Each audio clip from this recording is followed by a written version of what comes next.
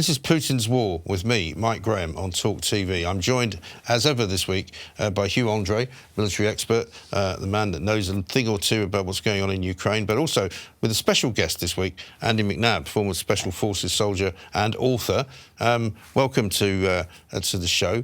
I'll start with you, Hugh, because obviously the big stories of the week so far have been a bit dominated by this missile attack in Poland. Yeah, that's happened obviously very recently, yesterday. But before that, it was Zelensky celebrating the freedom of Kherson, which, you know, I think we don't want to get too carried away by that. That was a planned withdrawal by Russia in order that they can effectively redeploy their forces into the Donbass.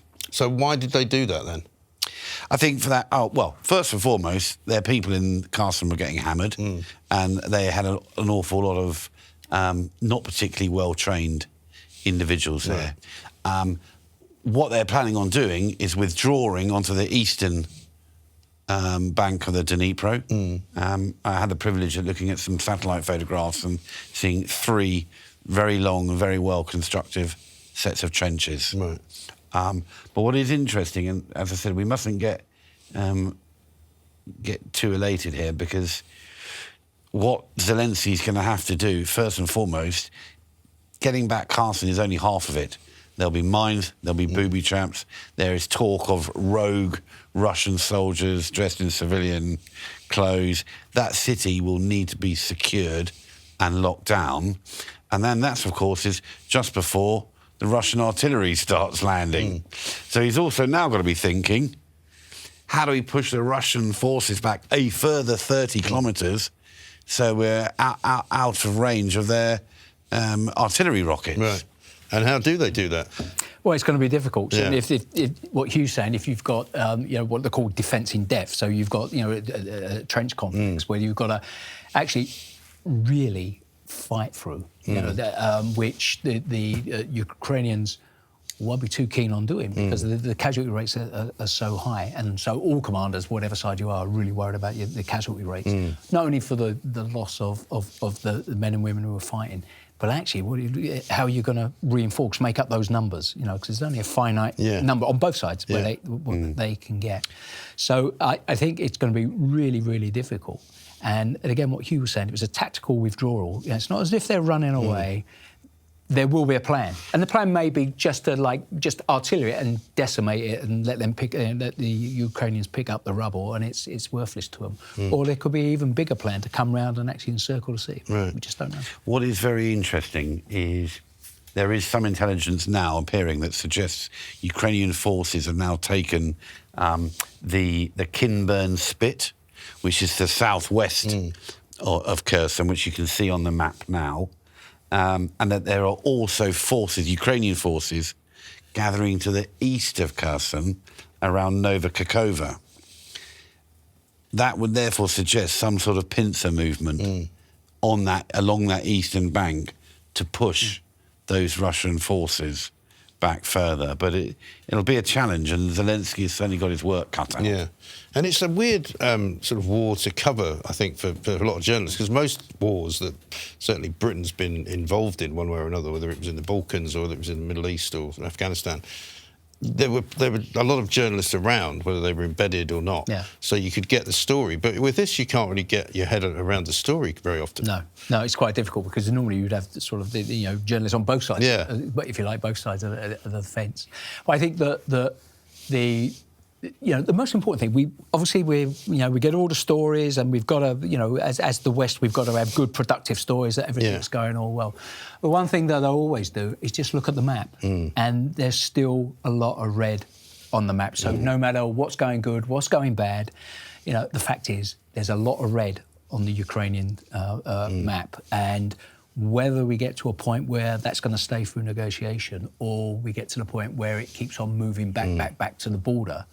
And what happens then with Putin, if you look at all of his forces in the east, the Siberian brigades, you look at all the Arctic brigades and the battle groups up there, none of them have really been deployed yet. Nothing, so we're using a lot of conscripts, in the Ukraine war, but there's still a lot of full-time. So you're not buying this stuff that, well, they're going to run out of troops or something at some point? No, I'm not at the moment. No, absolutely not. If they, but you can even look at, you can go back to Stalingrad, where, the defence of Stalingrad, actually, it all changed. The Germans should have taken it within weeks, but all the Russians done was they weren't worried about China invaded, so they moved the Siberian brigades west. Yeah. And they won. Right. As simple as that, What is interesting is, I mentioned the Kinburn Spit, which is to the southwest of Kherson. If Ukrainian forces saturate and take that territory, that suddenly brings the Crimea into artillery range. And I think one thing that, as we know, the Crimea is Putin's pride and joy. Yeah. And the one thing he's not going to want is bad news with relevance to Crimea getting back to Moscow.